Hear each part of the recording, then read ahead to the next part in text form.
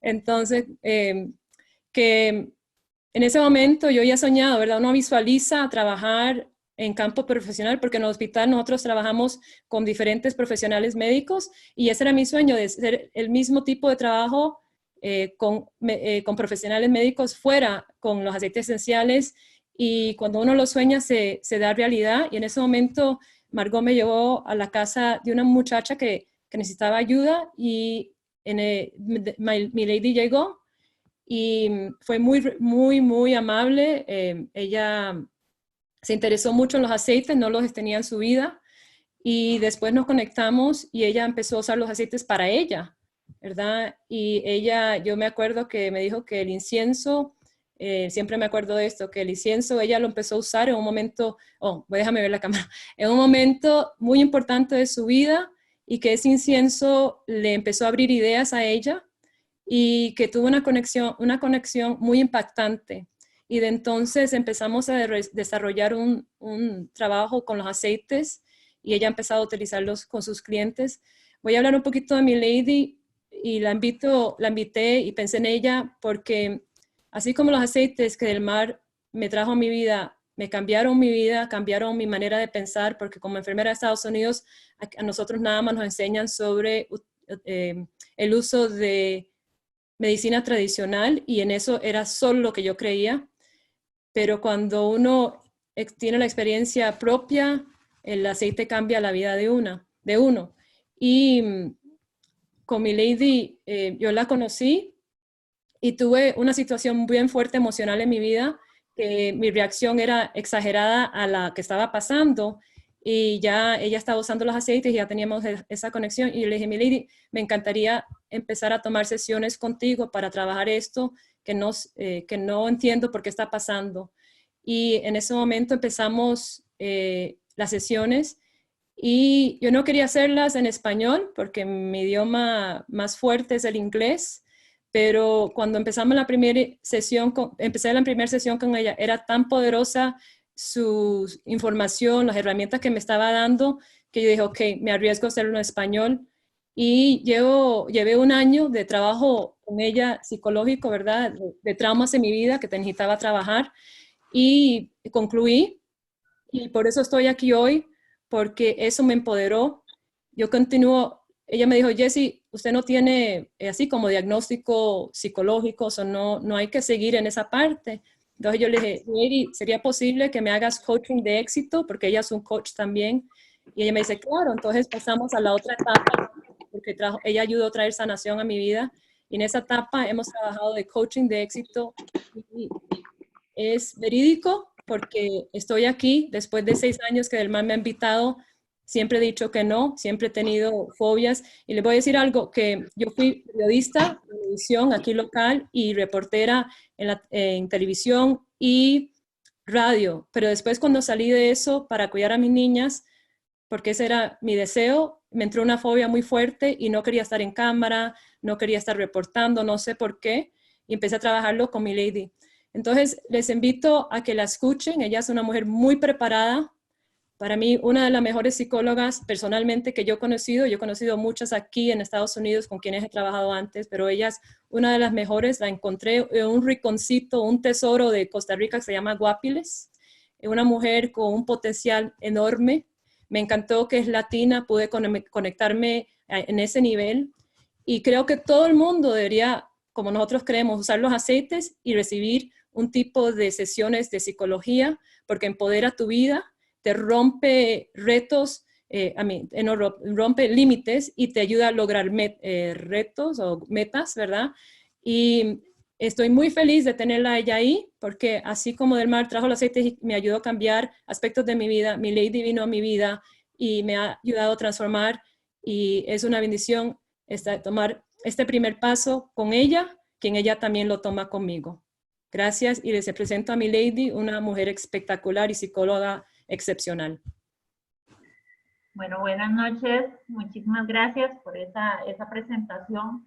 Estoy sumamente emocionada y agradecida, ¿verdad?, por compartir esta noche. Bueno, veo muchas personas que son parte del equipo, pero también igualmente con toda la humildad, ¿verdad? Agradecerle a Delmar y a Jessica por esta oportunidad, también son excelentes personas. Y sé que todos los que están ahí conectados como parte de esta familia de doTERRA es parte de un equipo, porque las cosas buenas conectan con personas buenas y es parte de lo que yo a través de mi carrera profesional he confirmado, que siempre hay cosas en los seres humanos, ¿verdad?, que podemos transformar. Ha sido todo un proceso, como decía Jessica, ¿verdad?, de trabajo a lo largo de mis 15 años de experiencia profesional, donde he empoderado y empodero personas para lograr sus metas, para seguir adelante y cambiar vidas, precisamente porque los seres humanos tenemos propósito. En esta ocasión vamos a hablar de 3, por así llamarlo, ¿verdad?, enfermedades psicológicas que hoy por hoy son como lo que conocemos como resfriados emocionales. Y es un aspecto que creo que no se escapa a haberlo escuchado en algún momento, haberlo padecido o tener algún familiar. Entonces vamos a concentrarnos en cada una de esas situaciones para reconocerlas y principalmente en el aporte más importante, cómo darle una mejor calidad de vida y ojalá prevenirlo. Y si alguien lo está pasando también, ¿verdad? Cómo introducir este tipo de aceites esenciales para manejar diferentes emociones y así darle a la persona una calidad de vida completamente diferente, porque es lo que yo experimento día a día en mi consultorio, ¿verdad? Con el uso de los aceites esenciales. Sí me gustaría, no sé si se escucha bien el audio para iniciar. Sí, se escucha bien.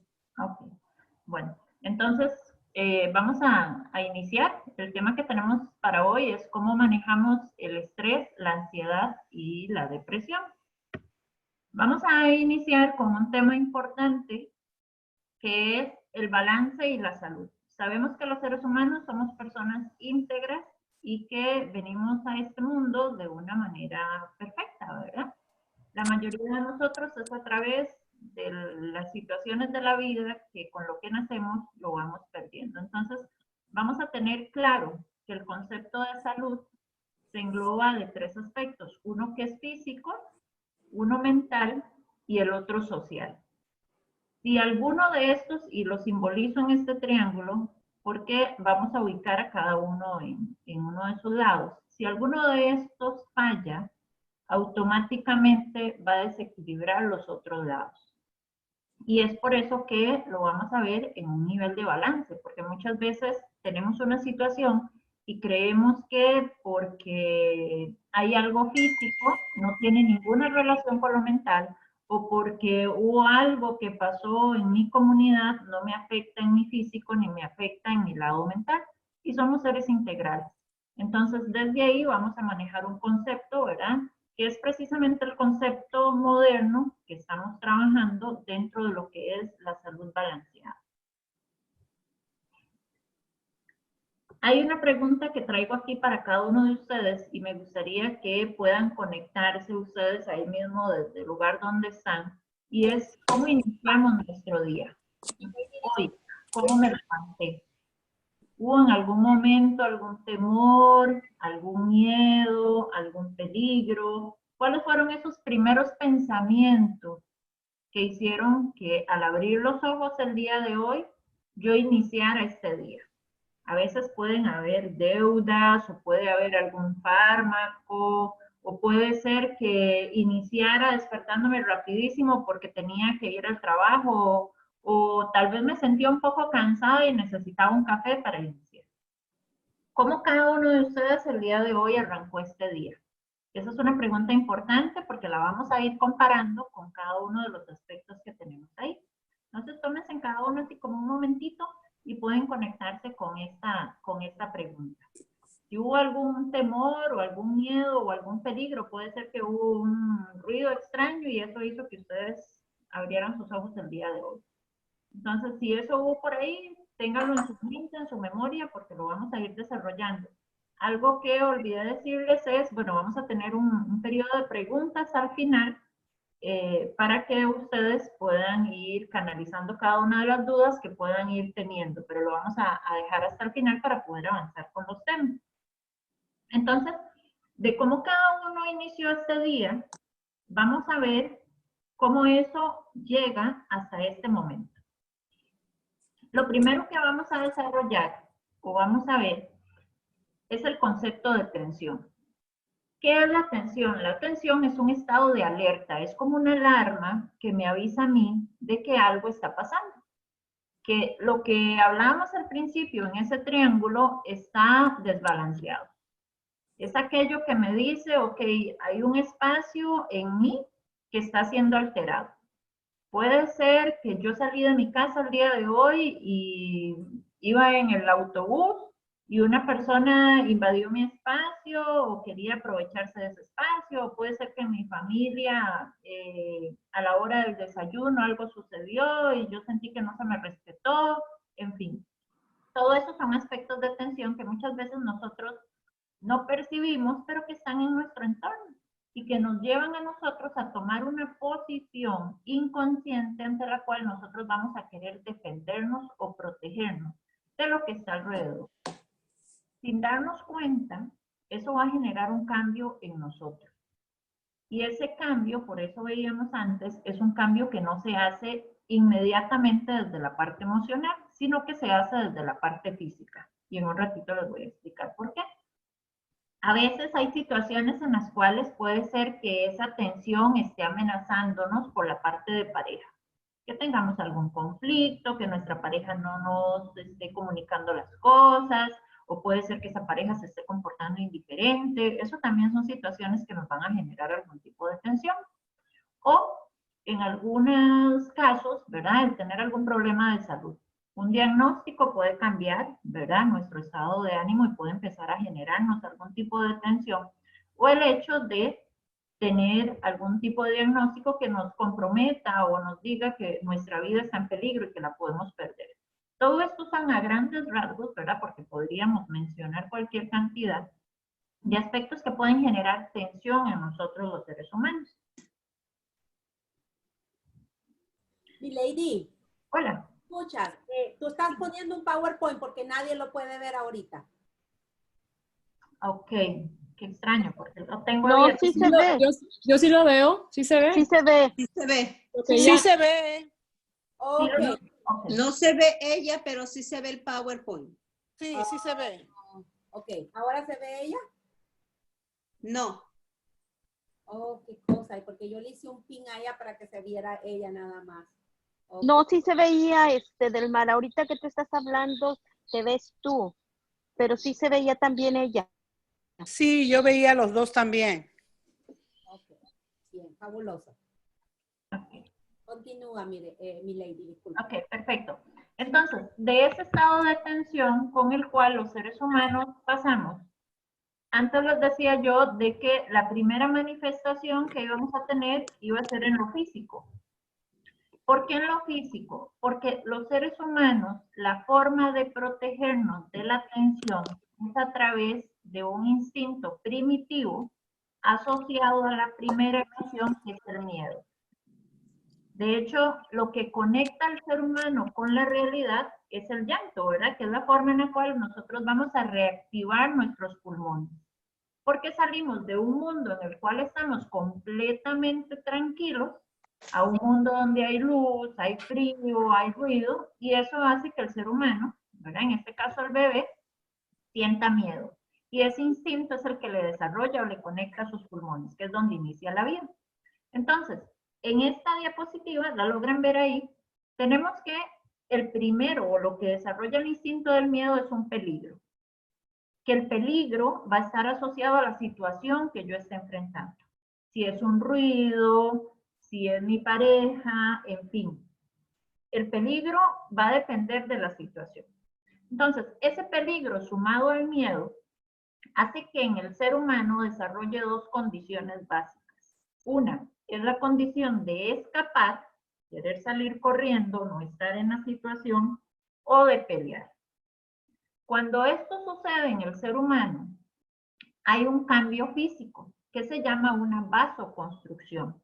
Y aquí los conecto para que cada uno de ustedes vayan autoevaluándose o conociéndose. Muchas veces cuando nosotros estamos ante una situación amenazante, nuestras manos o nuestros pies tienden a ponerse fríos. Y esa es la situación por la cual se da la vasoconstricción, porque el cuerpo lo que hace es un mecanismo de defensa donde corta la circulación a manos y pies y la concentra en los músculos de huida o ataque.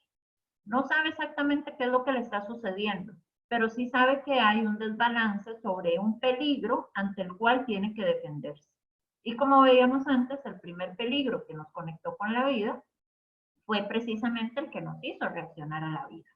Entonces, esta situación o esta ecuación que tenemos aquí es muy importante porque es la forma en la cual nosotros siempre reaccionamos. Por eso les decía antes que el lado físico es el lado que primero se conecta ante una reacción. Y es lo que nosotros tenemos que empezar a descubrir como seres humanos. Esas reacciones que nosotros tenemos por ese peligro o ese miedo, ¿verdad? Donde nace o surge la situación de querer escapar o defenderme, es algo que sucede precisamente a nivel de lo que es el diencéfalo, que es, bueno, una parte que tenemos nosotros en nuestro cerebro, ¿verdad? Donde se conectan todo lo que es el sistema nervioso central y de ahí se distribuye o se dispara al resto del cuerpo. Entonces, en esa área de ese cerebro surgen una serie de transformaciones en cuestión de milésimas de segundos, donde le dice al ser humano, ok, usted tiene que reaccionar. Y al reaccionar hay todo un desbalance en el cuerpo. ¿Por qué? Automáticamente los pulmones se activan, empieza una respiración más acelerada, esto activa el corazón, activa lo que es el hígado con irrigación de azúcar de forma más elevada, lo que es a nivel del estómago tiende a contraerse, muchas veces evita el apetito. Esto hace que muchas veces la circulación acelerada haga que llegue menos oxígeno al cerebro y que por ende tomar decisiones rápido para nosotros se hace ver. Entonces, muchas veces ante dificultades o situaciones de peligro, donde el ser humano utiliza las reservas que va a tener para poder defenderse, que aquí entran glóbulos blancos y todo aquello, ¿verdad?, que está distribuido como reservas, hacen que el ser humano entre en situaciones de pánico. ¿Por qué? Porque no es solamente el peligro que estoy viviendo, sino hay un cambio fisiológico que hace que yo sienta que me falta el aire. Y si ustedes observan, o no sé si han tenido la experiencia, ¿verdad?, de ver una persona con ataque de pánico, el protocolo de un hospital para atender a una persona de estas es exactamente igual que un infarto. Solamente que las consecuencias no son, ¿verdad?, tan severas como para tener que acudir a diferentes tipos, digamos, de tratamiento, sino que son situaciones que si nosotros elaboramos con una serie de técnicas podemos controlar, porque quien lo está activando precisamente es una situación emocional. Ok, después de esta situación, en ese cambio que nosotros percibimos, y aquí me gustaría que cada uno de ustedes, donde estén, se coloquen en una posición sentados y logren colocar una mano abajo de su estómago o de su ombligo y otra arriba, y puedan respirar común y corriente. Ahí ustedes noten cuál mano se va a mover más. Sí me gustaría que algunas 2 o 3 personas puedan decirme qué mano se mueve más en esa respiración.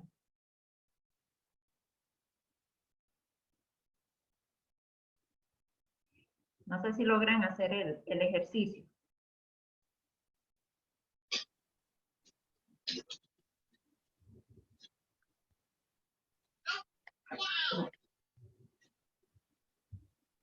¿Alguien que quiera participar y decirme cuál de sus manos en este momento se mueve más?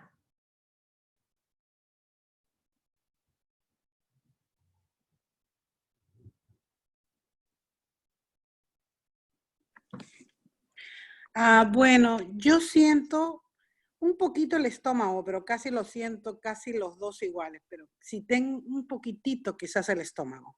Ok, perfecto. ¿Alguien más? Mineri y Alexandra están diciendo, aquí dice José Marcial, que se mueve más la debajo del ombligo. Maricruz dijo la de arriba. Verónica dijo la de arriba del ombligo. Marta dijo la de arriba. Alguien con LG dice la de arriba. Ajá, esas son las respuestas. Gracias. Bueno, gracias a todos por participar. Comúnmente, lo ideal sería que se mueva la de abajo del ombligo, porque es la forma natural. Nosotros tenemos, por así decirlo, 4 ciclos de respiración. Está la respiración diafragmática, ¿verdad? Que es la que nosotros hacemos directamente como desde el pecho.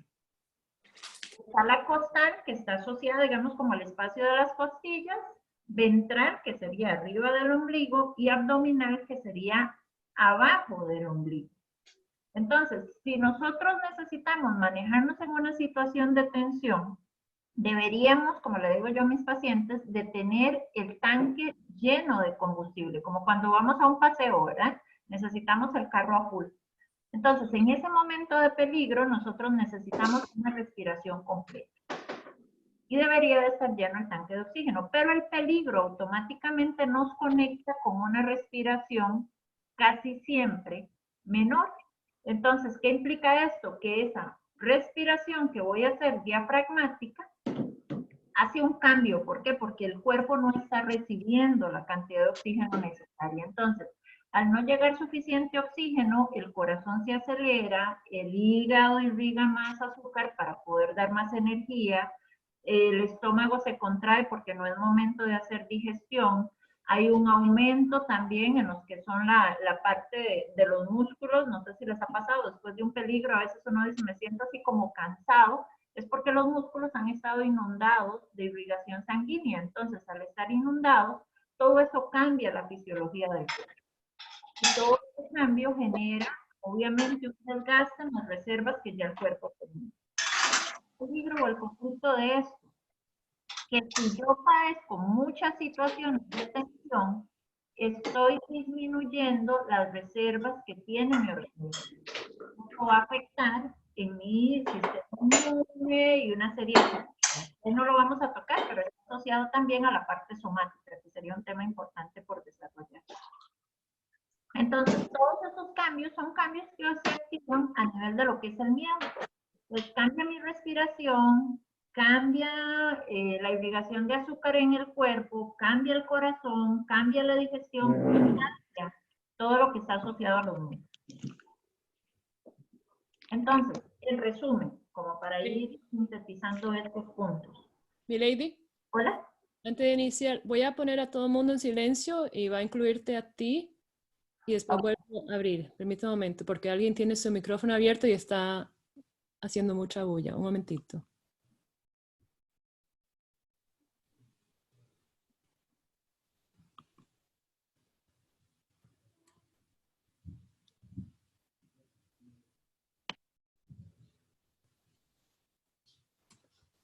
Ok, mira a ver si puedes abrir tu micrófono ahora. Ya puse a todo el mundo en silencio. ¿Ahí? Sí. ¿Me escuchas? Excelente. Ok, perfecto. Entonces, para ir resumiendo los conceptos, ¿verdad? Entonces, hablamos de que el miedo,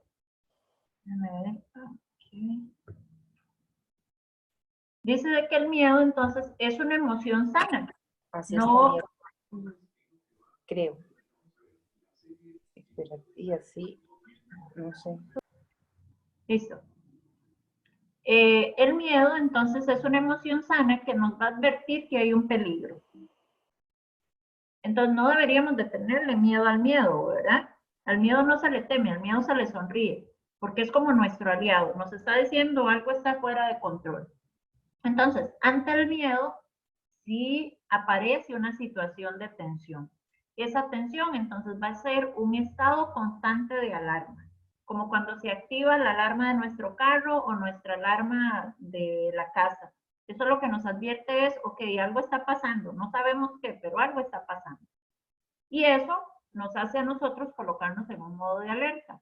Pero muchas veces ese modo de alerta, si yo no lo sé manejar cognitivamente, ¿verdad? Depende de cómo yo lo perciba, puede ser que eso traiga una emoción que no es sana. Tenemos que identificar que en nuestra vida tenemos emociones sanas y emociones no sanas.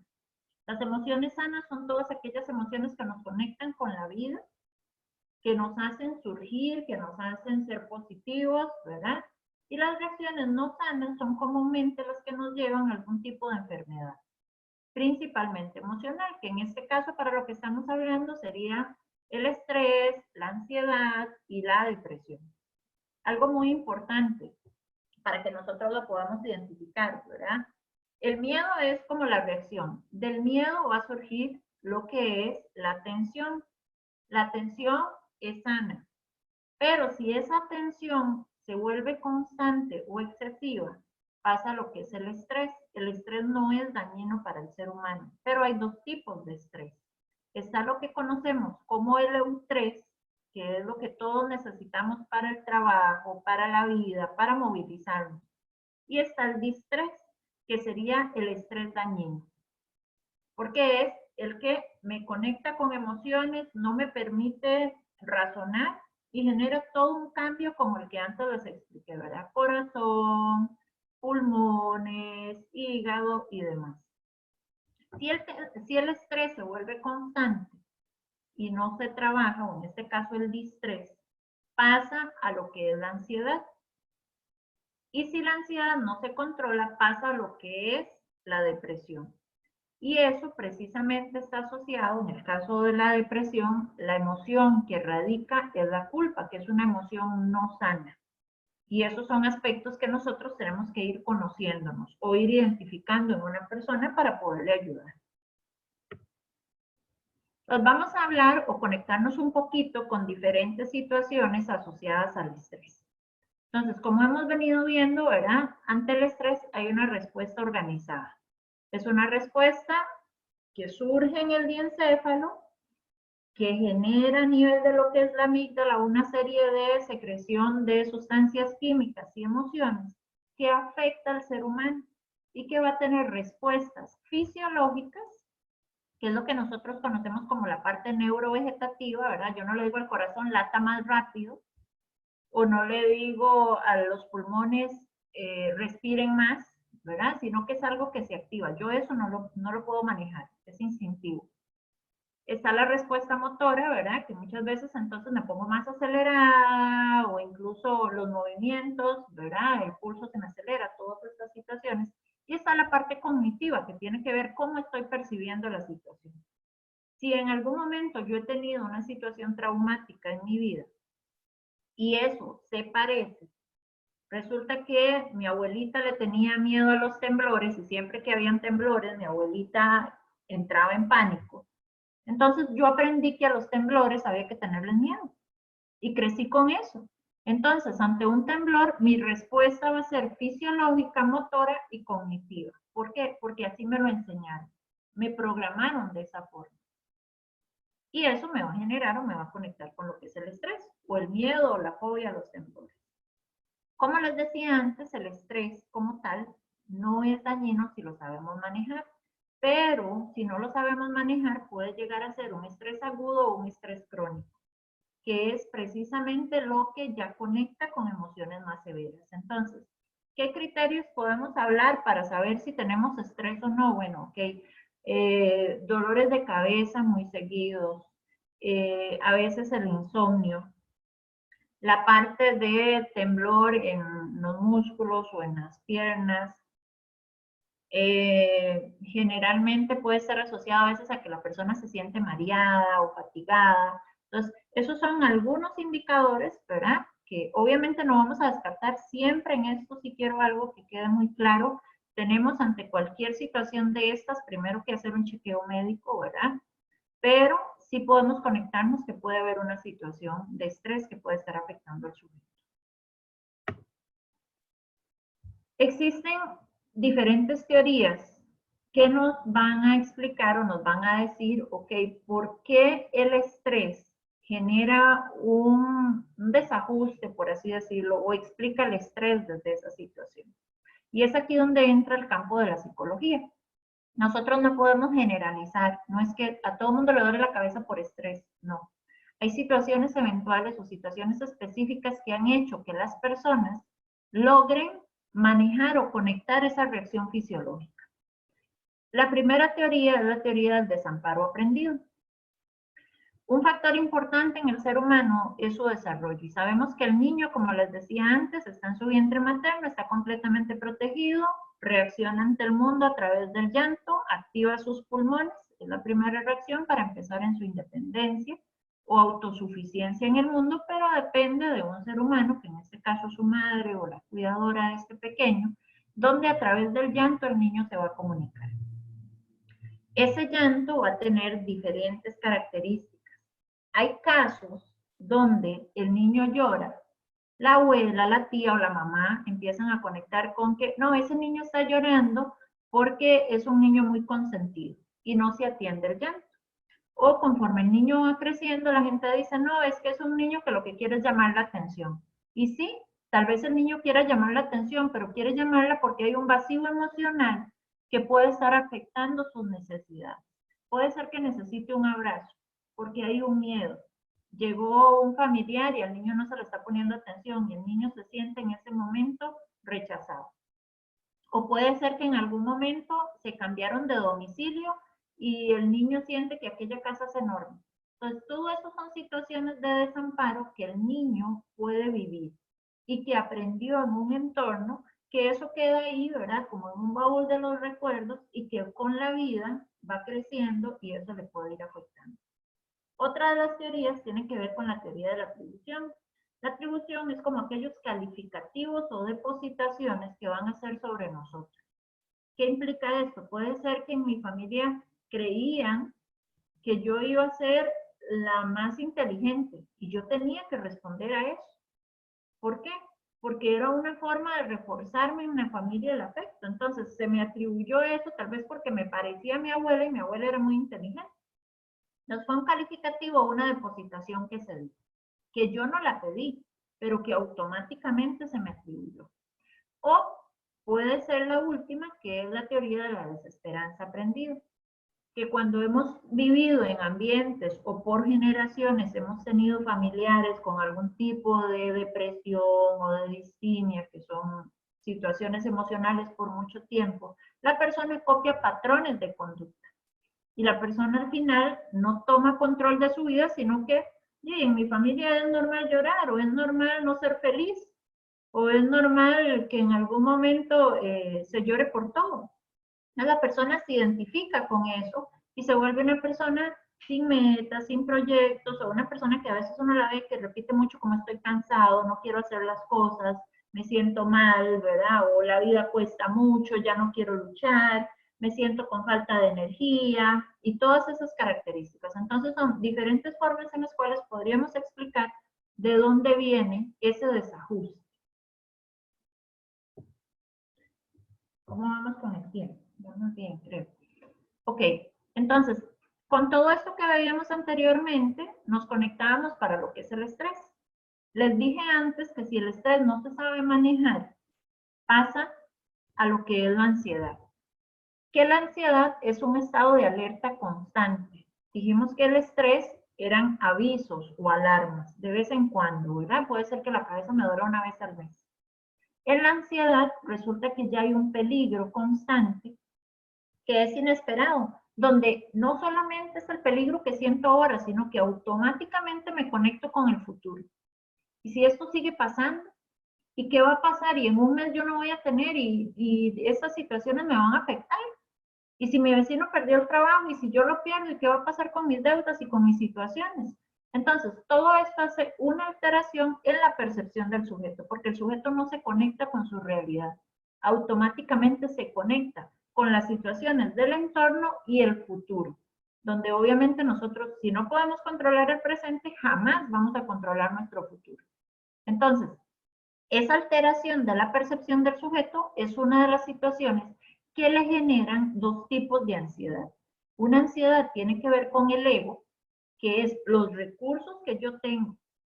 Yo no puedo, ¿cómo voy a hacer? No me siento suficiente para poder pagar mi casa si a mí me despiden. Y otra cosa tiene que ver con la ansiedad situacional.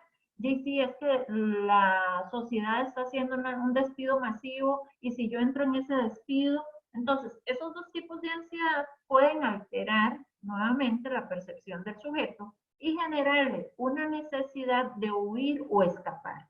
Y a veces uno escucha en las personas como, desearía irme a una montaña, yo ya no puedo vivir aquí, yo quiero irme, no soporto esta situación. Son una serie como de calificativos que nos hablan de que esta persona ya está padeciendo síntomas de ansiedad. Esa visión hacia el futuro desconecta a la persona con su realidad actual. ¿Por qué? Porque la persona siempre debería estar evaluando desde el presente, como les decía antes. Entonces, todas las emociones que va a generar son emociones no sanas de una preocupación exagerada. Los seres humanos no debemos, digamos, la preocupación es una emoción no sana. ¿Por qué? Porque yo no estoy controlando el futuro. La emoción sana ante una situación de ansiedad básicamente debería ser el ocuparme y no preocuparme. Entonces, cuando nosotros manejamos situaciones de ansiedad, puede ser que la persona tenga pulso acelerado, que quiera comer en exceso o que no coma, que su percepción o sus pensamientos la mayoría de las veces sea negativa, que sea una persona que se siente cansada o abatida, que no tenga energía. Son factores importantes o reacciones que nos pueden indicar de que esta persona está padeciendo ansiedad. Puede ser que tenga visión borrosa, puede ser que sienta que los demás no lo necesitan. Todos esos son factores, ¿verdad?, que la persona va a estar manifestando. Si la ansiedad no se maneja, pasaría a lo que es la depresión, que podríamos decir que es una de las enfermedades hoy por hoy, como les decía, ¿verdad?, el resfrío emocional que la mayoría estamos pasando. Y lo más alarmante es que no es solamente en adultos, ya escuchamos depresión en niños. Entonces uno diría, si la primera etapa, que es la etapa de la niñez, donde el ser humano se está construyendo y está manejando emociones no sanas, eso definitivamente es preocupante, ¿verdad? ¿Por qué? Porque lo que se ve alterado es la percepción del sujeto con pensamientos negativos.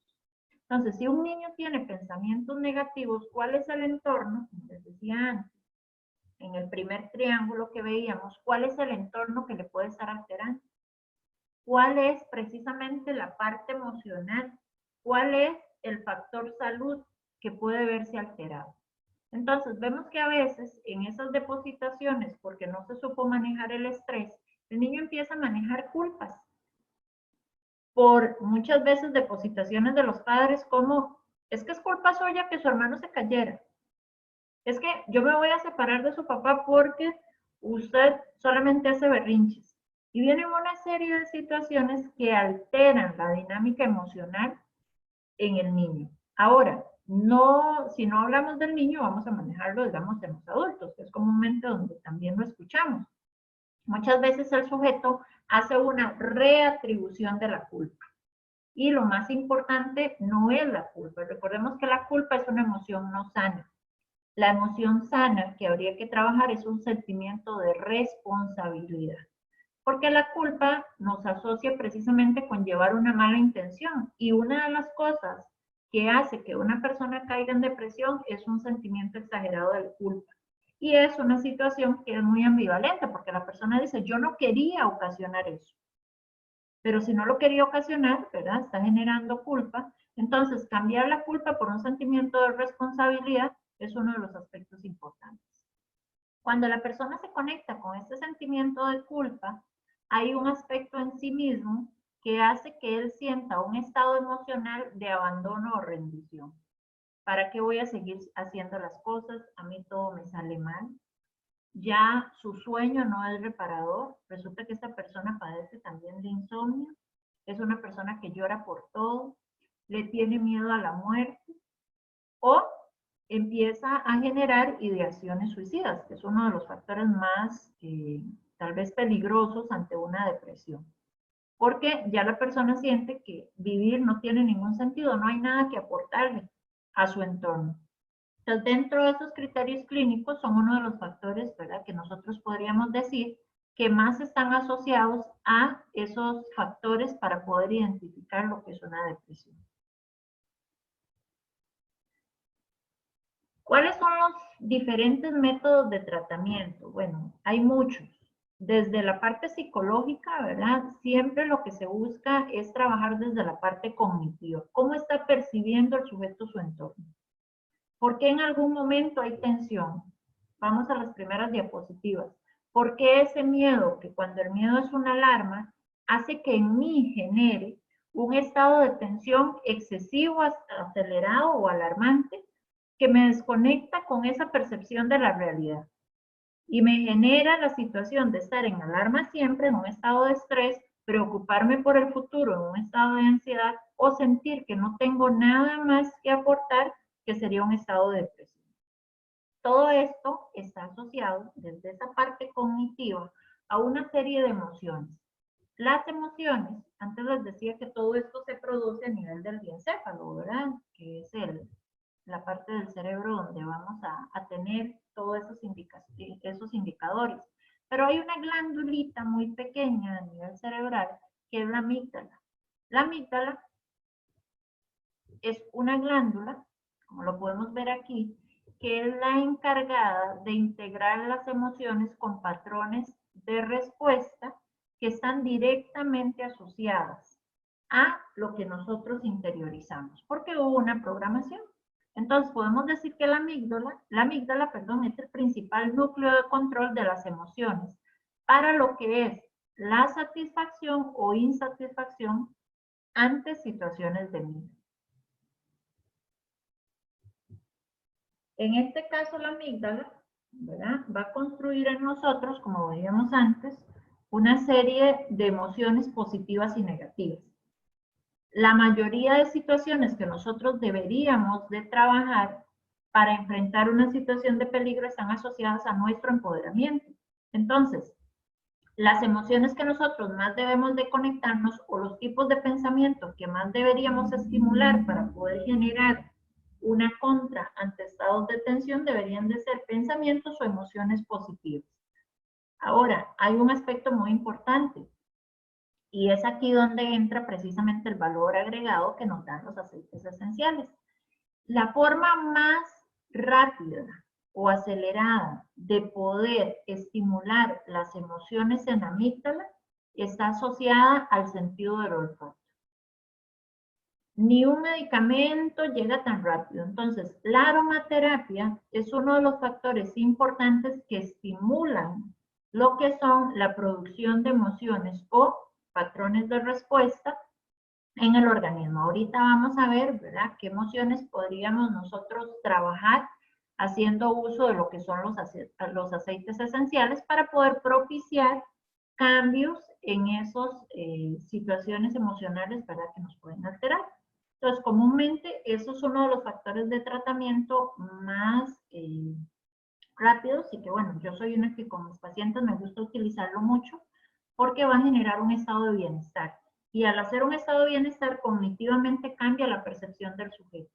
Y esto genera un estado de alarma para hacer un cambio en la forma en cómo está percibiendo las situaciones. Otros factores de tratamiento que podríamos hablar, porque dijimos al principio que la base de estas situaciones estaba desde lo físico y también desde lo social. Entonces, podemos trabajar a nivel de lo que es el ejercicio. Esto va a estimular una serie de áreas, ¿verdad? También la parte de socialización, el tener una buena alimentación, el manejar periodos de sueño de 8 horas para obtener nosotros un sueño reparador. Las técnicas de relajación, que aquí entran 3 tipos, ¿verdad? Está lo que es la pasiva, que es la técnica que está asociada a lo que es la respiración. La progresiva, que está asociada a tensión y distensión muscular. Y la autógena, que es una técnica que vamos a trabajar a nivel de imaginería, ¿verdad? Se utiliza mucho en experiencias dirigidas o emociones donde imaginamos un paisaje o nos conectamos con algo. Pero sí es un estado de relajación bastante profunda, porque el sujeto tiene que llegar a ese nivel. Está otro tipo de tratamiento que desde la parte psicológica tiene que ver con la reestructuración cognitiva, que es romper patrones de enseñanzas, esquemas o respuestas ante situaciones. Recordemos que los seres humanos hemos sido programados por nuestras familias a diferentes situaciones, ¿verdad?, dependiendo de la educación que hemos recibido. Entonces, muchas veces reestructurar la forma para reaprender nosotros a manejarnos en la vida, está asociado a un autocontrol o a un nivel de crecimiento emocional que requiere para poder enfrentar muchas veces situaciones de estrés, de ansiedad o de depresión. Y las técnicas de autocontrol, ¿verdad? Principalmente cuando tenemos esos estados de alarma excesivos o exagerados. Les comentaba antes de la amígdala, ¿verdad? Que era una de las áreas a nivel del cerebro donde necesitábamos estimular de forma más rápida. Y quería compartirles este cuadrito donde vienen diferentes tipos de tratamiento con aceites esenciales. Como les decía antes, ansiedad, depresión, estrés van a tener diferentes criterios o reacciones, pero el fin no es esperar a que nosotros lleguemos a una ansiedad, a una depresión o a un estrés. Hay una serie de emociones que nos pueden conectar y que pueden ser el inicio de este tipo de reacciones. Entonces, vemos acá que si la persona tiene estados de desesperación, que sería la emoción negativa que está propiciando a nivel del cerebro y genera un temor, lo ideal es poderle dar un estado de optimismo, ¿verdad? Que sería como ese balance para que el cuerpo entre en un estado de equilibrio. Entonces vemos que la bergamota es un aceite esencial que colabora. Si tenemos ansiedad, ¿verdad? Buscaríamos que la persona logre sentirse más descansado o con un nivel de energía óptimo, ¿verdad? Entonces la albahaca es un buen recurso. Tenemos a nivel de temor, buscamos que la persona se sienta más confiada, entonces el ciprés nos puede aportar. Si es una persona que está iniciando con una situación de victimización, que esto lo podría llevar a una depresión, esta persona debería trabajar más en situaciones de límites claros, ¿verdad? Entonces el clavo es uno que le puede ayudar. Si la persona tiene situaciones o emociones que lo conectan con el abandono, necesitamos trabajar más la confianza en él, entonces utilizaríamos el geranio. Si hay angustia o algún tipo de trauma, lo ideal es que esta persona se empodere, se conecte con esa situación de valentía en sí mismo. El ericriso es uno que colabora muy bien. A veces hay diferentes energías tóxicas, ¿verdad? La persona se siente como desgastada, como necesita hacer codependencia con alguna persona o situación, entonces necesitamos que esta persona trabaje ese no apego. Entonces iríamos trabajando eso. Tenemos lo que es la parte de abandono, que la persona pueda sentirse amada, protegida, ¿verdad? Eso genera o lo propicia el incienso. El miedo al rechazo, lograríamos trabajar una propiedad positiva que sería la lavanda, ¿verdad? A través de generar un estado de calma. Si hay sentimientos de culpa, buscamos que la persona pueda conectarse con una emoción de alegría, el limón lo propicia. La desesperación o pesimismo, ¿verdad? Buscaríamos que la persona se sienta optimista o con fuerza. La mente se lo va a propiciar. Si la persona se siente descuidada o insegura, vamos a generar un apego saludable y que se sienta amado. Entonces la mirra favorece esas emociones o esas propiedades positivas. Si hay rigidez y necesitamos que esta persona sea una persona creativa o alegre, la naranja silvestre es una buena opción. Si hay un apego negativo y necesitamos que esta persona más bien sea una persona humilde, que no desarrolle a veces arrogancia o demás, el orégano lo va a trabajar. Y si es una persona que la vemos como muy caída, sin alegría, el ylang-ylang es un buen efecto.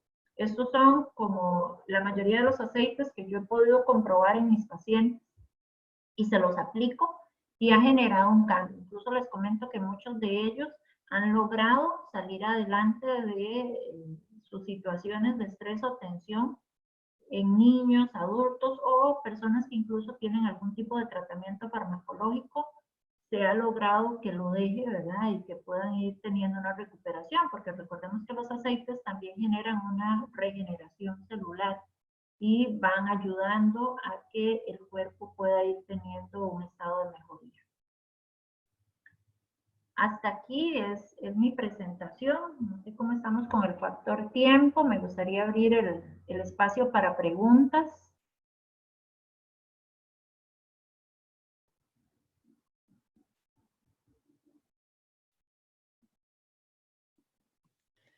Milady, por mientras que envíen las preguntas. Quería preguntarte qué manera estás usando los aceites con los clientes. Digamos, todas esas recomendaciones, ¿cuál es la manera que lo estás utilizando con ellos? Ok, hay varios aspectos, ¿verdad? Eso lo vamos analizando según los factores de entrevista que hacemos, pero comúnmente, digamos, las aplicaciones que hacemos, bueno, está a nivel de lo que es aromaterapia, que lo manejamos con lo que es respiración. Entonces colocamos una gota del aceite en su palma de la mano, lo frotamos y hacemos como si fuera una mascarilla. Y colocamos esto sobre la nariz, hacemos una respiración profunda, la persona inhala, mantiene y exhala, que sería la parte, digamos, de aromaterapia. Están los difusores, que es otra opción que hacemos. Y dependiendo de la situación con la que se conecta el paciente, muchas veces podemos utilizarlo tomado, ¿verdad? O lo podemos utilizar en algún punto del cuerpo que genere una mejor aplicación del sujeto. Entonces va a depender un poquito, ¿verdad? Mucho de esa particularidad, que es como lo que uno logra manejar con el paciente y ver qué tan severo es o con qué tipo de aceite se pueden trabajar para ir generando esa recuperación. Otra pregunta viene de Rita, de Nueva York. Dice, ¿qué aceite se puede usar por trauma de posparto? Bueno, Rita, hola, buenas noches. Hola. Hay situaciones, ok, la pregunta viene dirigida para el niño o porque hay una situación en la madre. Sería la madre. Ok, siempre todo lo que esté asociado a esto sirve mucho lo que es la naranja silvestre. Ese ayuda mucho, ¿verdad? Porque nos va a conectar con esa sensación de abundancia, de seguridad. Y habría que ver directamente, digamos, cuáles son los factores en el entorno, desde la parte social, que generaron como ese estrés. Porque sí sería importante conocerlos. Entonces, igual para todos, si hay una pregunta por ahí y puedo asesorarles en ese caso específico, si me puedes contar un poquito más, como para poderte ayudar con algunos otros. No sé si hay un caso específico que tiene. Sí, después de que la madre tiene al bebé, sí que entra en un estado de depresión como tristeza o que no quiere estar con el bebé o muchas veces se culpa, ¿verdad? O no tiene noción la persona en sí, ¿verdad? De lo que está pasando, pero tiene ese estado de depresión, de tristeza y que no quiere salir de ese, en ese momento, sí, porque en realidad ellos pues, muchas veces no lo notan, sino solamente es como cansancio, ganas de no hacer nada. Ahí sería bueno, perdón, trabajarle a esa persona tal vez el incienso, ¿verdad? Y trabajarlo como acá a nivel de lo que es el cerebro, colocarlo, porque, bueno, hay que recordar un factor, ante todo nacimiento hay una pérdida en el cuerpo, entonces el cuerpo siente como que se le está quitando algo, entonces tenemos que generar esa conexión y la persona tiene que tomar ese estado de conciencia. Entonces eso sería importante también lo que es el limón, me parece que es una opción que le podría ayudar a la persona, ¿verdad? Por esos factores que me estás comentando. Sí, gracias, mi lady. Yo también tengo el problema, estoy ayudando a una persona, tiene 17 años. Esta niña tiene diferentes tipos de, ¿cómo puedo decirte? Puede estar contenta y en un momento cambia el enojo. Muchas veces es grosera con los padres, pero ella ha pensado hasta suicidio. En realidad ella está con una psicóloga, pero no le ha ayudado nada. Han estado empezando con los aceites, ahorita está con bergamota, frankincense, y para dormir yo le sugerí el lavanda y otros aceites. Okay. Bueno, en este caso, yo no sé si con un psicólogo ya sería a nivel de trabajo. Me parece que que sería importante ver algunos factores, como les decía antes, en lo que es adolescencia hay que tener mucho cuidado porque ellos están recibiendo una serie de cambios hormonales. Entonces, a veces sí sería bueno ver, primero descartar, ¿verdad?, que haya algún tipo de alteración hormonal, porque eso puede estar afectando, ¿verdad? Entonces, directamente también ahí asociaríamos cuál es la situación particular. Si todo estuviera bien, muchas veces en esas situaciones tenemos que trabajar lo que es la parte de valentía. Entonces, ahí sería, digamos, reacciones.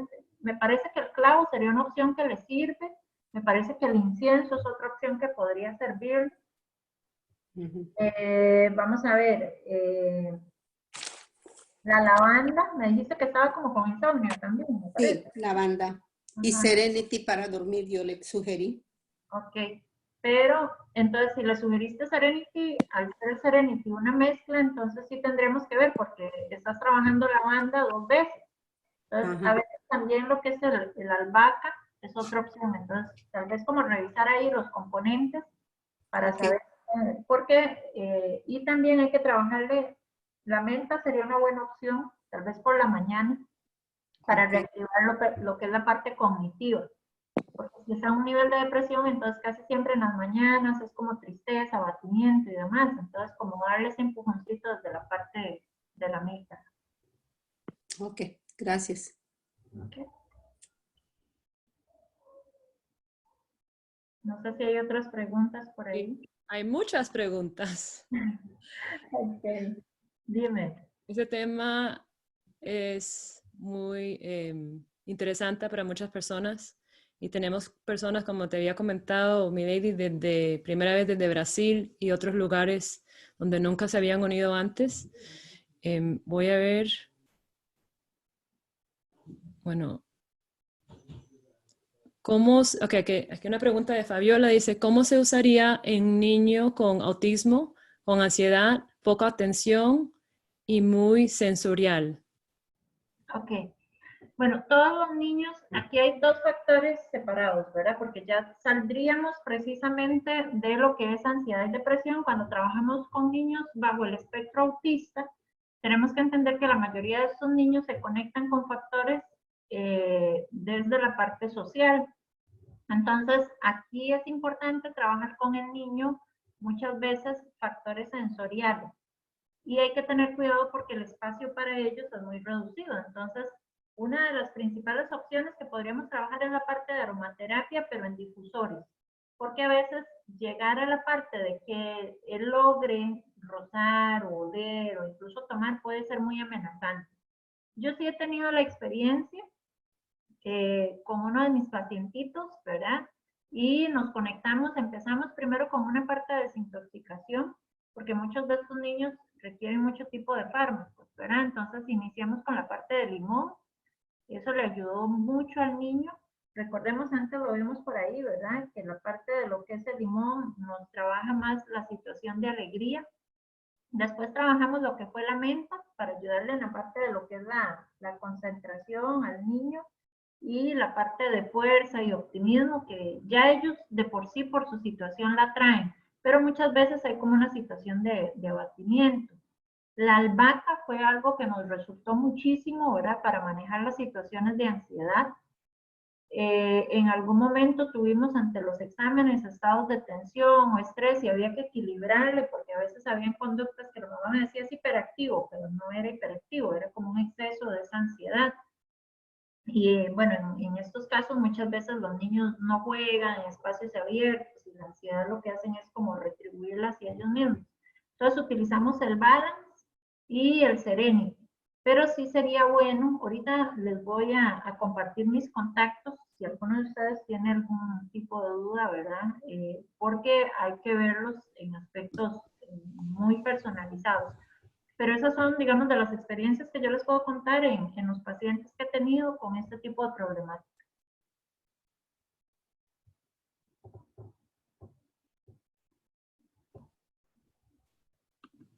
¿Hay alguna otra por ahí, Jessy? Déjame. Buenas noches. ¿Podría hacer una pregunta?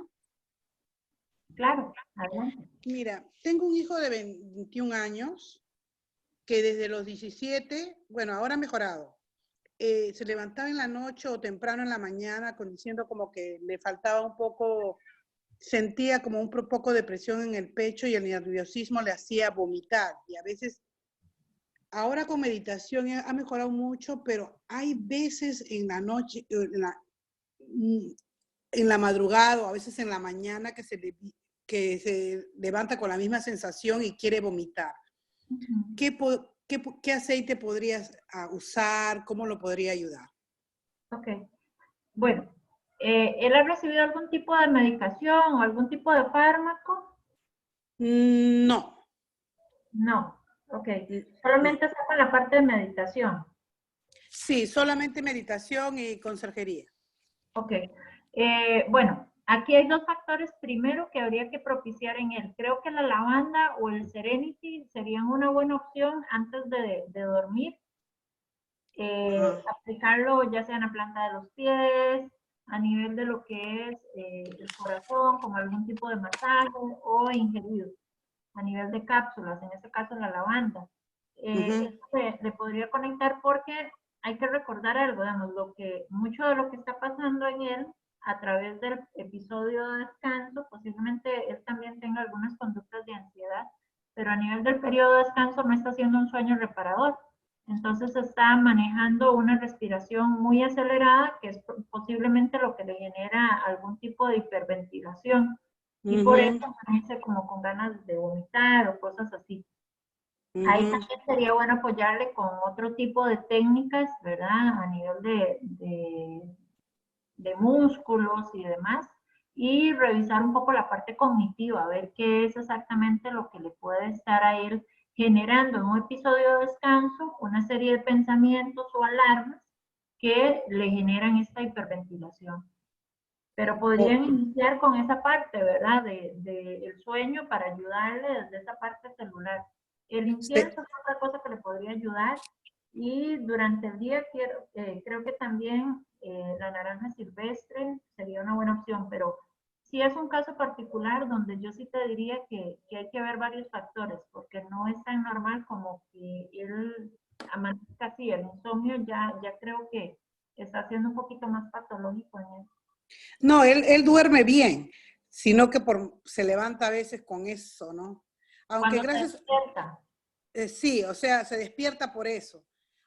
Yo creo que esa ansiedad, aunque tengo que decir que ya esos episodios están, la verdad que desapareciendo bastante, ya no son tan frecuentes, pero como te digo, necesitaba ayuda a ver qué aceites podía Quería usar. ayudarle con esos tipos de aceite, ¿verdad? Porque por los síntomas que me dice, sí, hay situaciones de ansiedad, pero creo que está cayendo más en síntomas de pánico, porque hay como ese dolor en el pecho, esas náuseas. Sí. Él estaba yendo a un counselor y bueno, comenzó con la meditación. Sí, eran como, como ataques de pánico. Entonces, ¿qué hacer en ese momento, no? ¿Cómo ayudarlo?